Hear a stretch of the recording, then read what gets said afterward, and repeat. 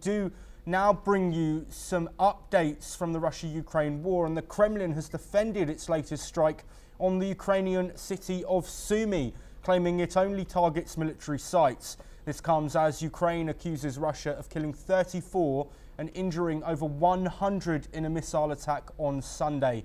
Meanwhile, the Kremlin confirmed that President Putin met US envoy Steve Witkoff in St. Petersburg last week. While the talks were called useful, there was no serious discussion about a possible Trump-Putin meeting.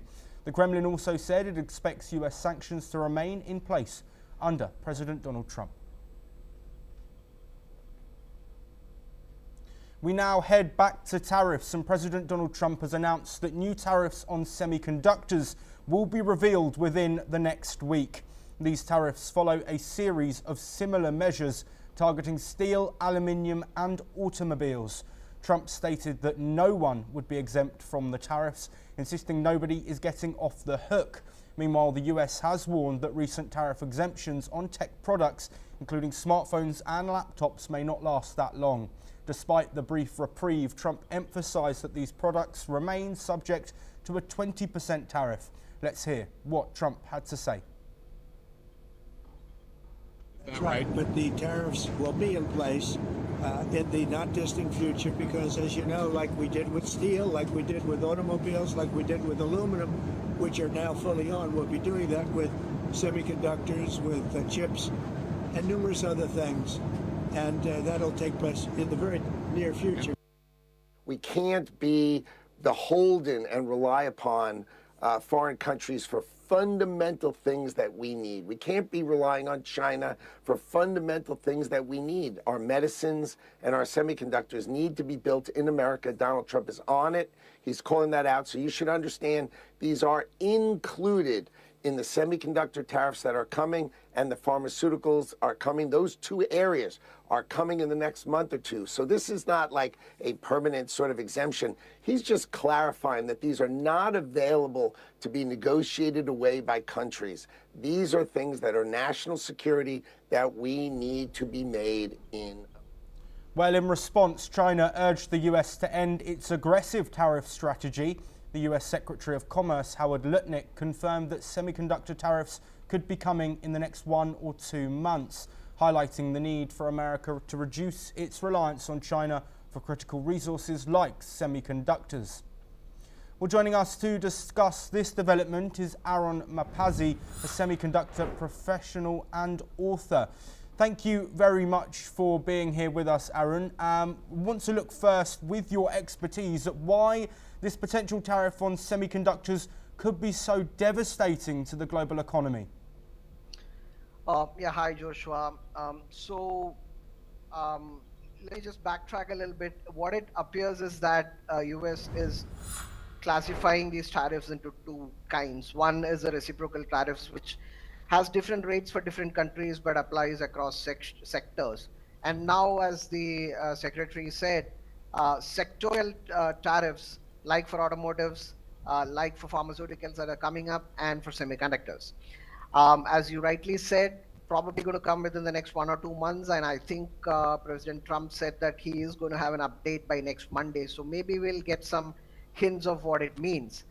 But overall, if it goes the same way as the automotive tariffs, country independent and so on, then it is going to take a huge hit on the prices of chips and so on, which goes into everything that is electronic. And the aim that the US seems to have is to try to bring onshore as much as manufacturing as possible for semiconductors also, because of not just its strategic importance. I would tend to think also its commercial importance, because right now it's a 600 billion market. By 2030, it is supposed to go over a trillion market. So it is going to take a hit if what we hear from Trump is going to happen. For example, right now, the packaging of the chips, China holds about 30% of the market share, Taiwan about 28%. US does very little of it. The big question, though, that is going to be there is, after these tariffs also, is it, because some of these are very labor intensive, and there are some studies which showed that it's almost 10 or 20 times the labor cost in US compared to countries like China or the others in the Southeast Asia. Are they going to offset? Are they doing all these calculations in depth, and is it why it's taking time? So time will tell us that. Yes, Aaron, we know that Donald Trump's tariffs, one big reason for them is he wants things to be now built in the United States, with conversations going on with businesses like TSMC. Do you think that this tariff will help towards that, or is it just going to ostracize the US, given the fact that it will have such an impact potentially to the costs of these goods when they get to the consumer? Well, if you're aware, he did openly say, for example, TSMC, if you look back at what happens to TSMC, which is the biggest semiconductor chip manufacturing or chip fabricating foundry in the world, during Biden's time, the talk was all about, we would like you to come and set up a factory in the US so that we have the most advanced nodes being built in the US, also in addition to Taiwan. But then come Trump, the talk became a little bit more, specific in terms of you either build it here or you get taxed.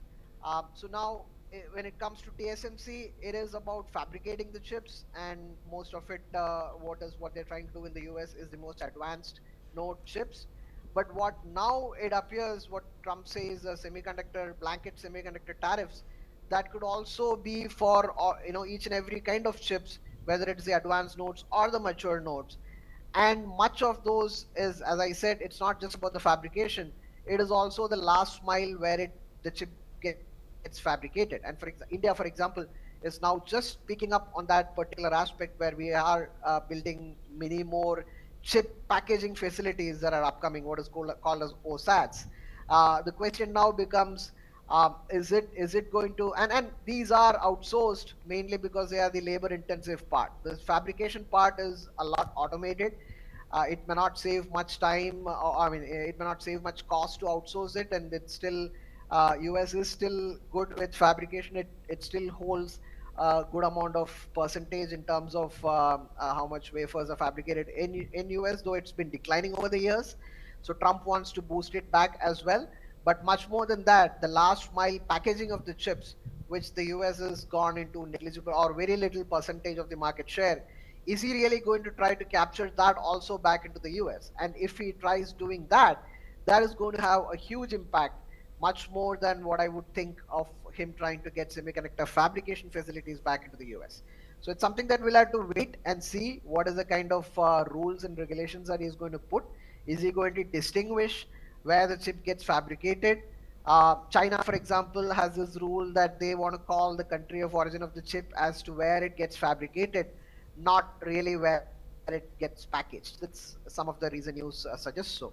Is US also going to take a similar stand, or are they going to take a stand that if it gets packaged in China, it's a Chinese chip, immaterial of whether it was actually designed or fabricated in the US? And that's happens a lot. Companies like Texas Instruments or ST Microelectronics or European and US countries, they outsource the last mile packaging into Southeast Asia and hopefully soon to India also. And if Trump is going to call those also as chips which are made outside US and hence subject to big tariffs, then it is going to be quite a doomsday in terms of the pricing of semiconductors.